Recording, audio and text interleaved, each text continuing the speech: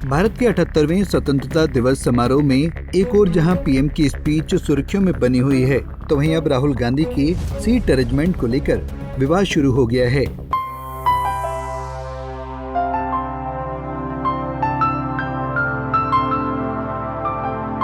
पहले साडा बिल बहुत ज़्यादा आंदा सी, हुण जदों दे भगवंत मान सरकार आई है साडा बिल 0 आंदा है ते इस करके हुण सानू बहुत मुनाफा हो रहा है, जिहड़ा कि वो बच्चों की पढ़ाई विच काम आ सकता है। भगवंत सिंह मान जी का असीं धन्नवाद करते हाँ कि जिन्हां ने साडा बिल 0 कीता, माफ़ किया। भगवंत मान की सरकार जदों दी आई हुई है तो उन्होंने बहुत अच्छे काम किए हैं, उन्होंने जदों दे बिल माफ़ किए हैं, बिल नहीं आता है क्योंकि जो हुण जिहदे पैसे बचते हैं साडे घर के कामां दे होर भी बहुत काम आते हैं तो जिस तो असीं बहुत सारा फायदा चुकते पे हाँ।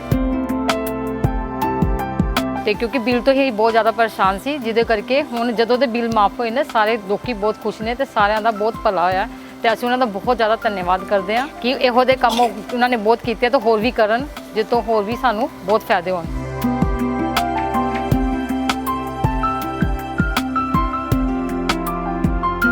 पहला कहंदे बिजली आए थोड़ी फ्री हो जू, मैं करती 0 आंदा ना बिल, कहंदे ज्यादा देर नहीं 2-4 महीने हो 2 साल हो गए बिजली का बिल 0 आंदा है।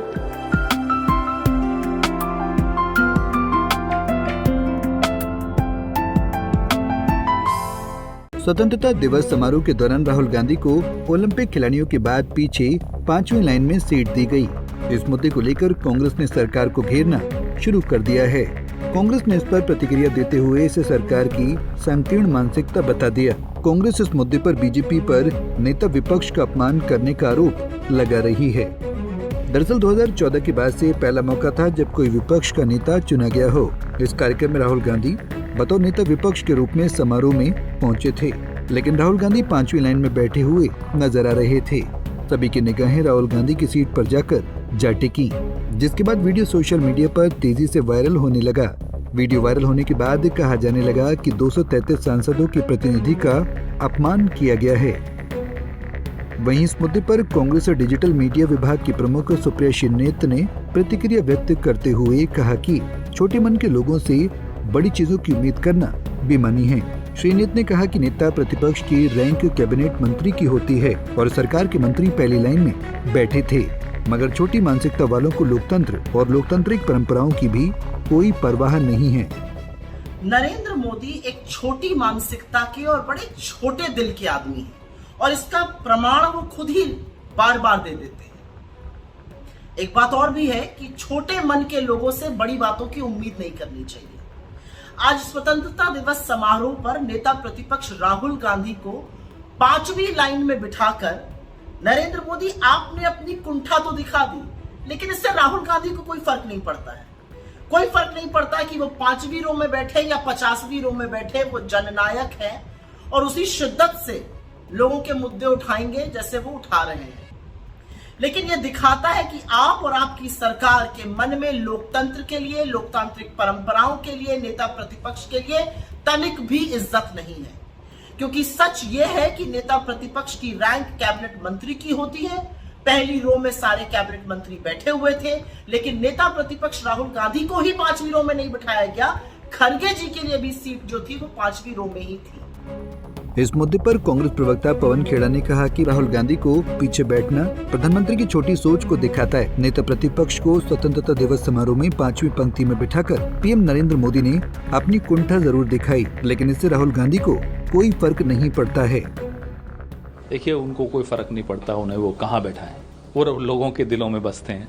इन्होंने उनको संसद से बाहर किया, अपने सरकारी घर से बाहर किया, वो लोगों ने उनका जो स्वागत किया और उनको जिस तरह का समर्थन पूरे देश में मिला, उसके बाद अदालत की वजह से वापस उनको स्थापित किया गया संसद में। लेकिन राहुल गांधी नेता प्रतिपक्ष हैं। हम भी जब सरकार में थे तो भारतीय जनता पार्टी के नेताओं को हम पहली या दूसरी रो में बैठाते थे, मुझे अच्छी तरह याद है, आपको भी याद होगा। लेकिन इन्होंने जानबूझकर संविधान की सारी परंपराओं को, नियम कानूनों को की धज्जियां उड़ाते हुए राहुल जी को 5वीं रो में 5वें स्थान पर बैठाया। अच्छा किया कि खिलाड़ियों के बीच बैठाया, जहां उनकी बातचीत भी खिलाड़ियों से हुई, अच्छी बात है, लेकिन ये दिखाता क्या है कि या तो राजनाथ सिंह जी उस बात से आहत हैं कि अग्निवीर को लेकर राहुल गांधी ने उनको बहुत घेरा और सही किया घेर कर, और या फिर प्रधानमंत्री का छोटापन यहाँ भी दिख रहा है। एलओपी का माइक ऑफ कर दिया, कई बार किया, कई बार राहुल जी ने वो बात उठाई। किसानों का या मछुआरों का डेलीगेशन को पार्लियामेंट के अंदर राहुल जी से मिलने जाने से रोका गया। ये प्रधानमंत्री की सोच का छोटापन है। पत्रकारों के साथ क्या हुआ, उनको पिंजरे में बंद करके रख दिया, ये किस तरह की सोच है? तभी हम कहते हैं ये छोटी सोच है। इस मुद्दे पर विवाद बढ़ता देख सरकार की तरफ से गृह मंत्रालय ने बयान जारी कर कहा है कि राहुल को पीछे की सीट इसलिए दी गई क्योंकि इस बार के स्वतंत्रता दिवस समारोह में ओलंपिक खिलाड़ियों को सम्मान देने के लिए आगे की सीटें ओलंपिक खिलाड़ियों के लिए रिजर्व रखी गई थी। दरअसल लोकसभा में नेता प्रतिपक्ष का पद 2014 के बाद से खाली पड़ा था क्योंकि किसी भी पार्टी के पास इसके लिए पर्याप्त सांसद मौजूद नहीं थे। नेता प्रतिपक्ष के बनने के लिए किसी भी पार्टी के पास संसद की 10% यानी 55 सीटें होनी चाहिए। 2014 में कांग्रेस को 44 और 2019 में 52 सीटें मिली थीं। ये वजह थी कि कांग्रेस नेता प्रतिपक्ष के लिए दावेदारी पेश नहीं कर सकी थी। 2024 के आम चुनाव में कांग्रेस को 99 सीटें मिली, जिसके बाद राहुल गांधी नेता प्रतिपक्ष बने। पहली बार राहुल गांधी ने संसद में नेता प्रतिपक्ष के तौर पर संवैधानिक पद लिया है। विपक्ष के नेता की भूमिका संसद में काफी अहम होती है। वो संसद में सभी विपक्षी दलों की आवाज तो बनते ही हैं, साथ ही उनके पास अपनी शक्ति और विशेष अधिकार होते हैं। विपक्ष का नेता कई प्रमुख समितियों जैसे पब्लिक अकाउंट, पब्लिक अंडरटेकिंग और एस्टीमेट पर बनाई गई कमेटी का हिस्सा होता है। विपक्ष के नेता की सबसे महत्वपूर्ण भूमिका संयुक्त संसदीय समितियों और चयन समितियों में होती है। ये चयन समितियां प्रवर्तन निदेशालय, केंद्रीय जांच ब्यूरो, केंद्रीय सतर्कता आयोग, केंद्रीय सूचना आयोग, लोकपाल, साथ ही चुनाव आयुक्तों और राष्ट्रीय मानवाधिकार आयोग के अध्यक्ष जैसे काफी महत्वपूर्ण पदों की नियुक्ति करती हैं। विपक्ष का नेता एक कैबिनेट रैंक का पद है जिसके अपने भत्ते हैं। इस पर जो भी व्यक्ति होता है उसे संसद सदस्यों की वेतन, भत्ते और पेंशन अधिनियम 1954 की धारा 3 में दर्ज वेतन और हर दिन के भत्ते दिए जाते हैं। बहरहाल राहुल गांधी का पिछली पंक्ति में बैठने के मुद्दे पर कांग्रेस ने भाजपा को आड़े हाथ लिया है। कांग्रेस इस मुद्दे को आने वाले दिनों में चुनाव में भी भुनाने का प्रयास करेगी।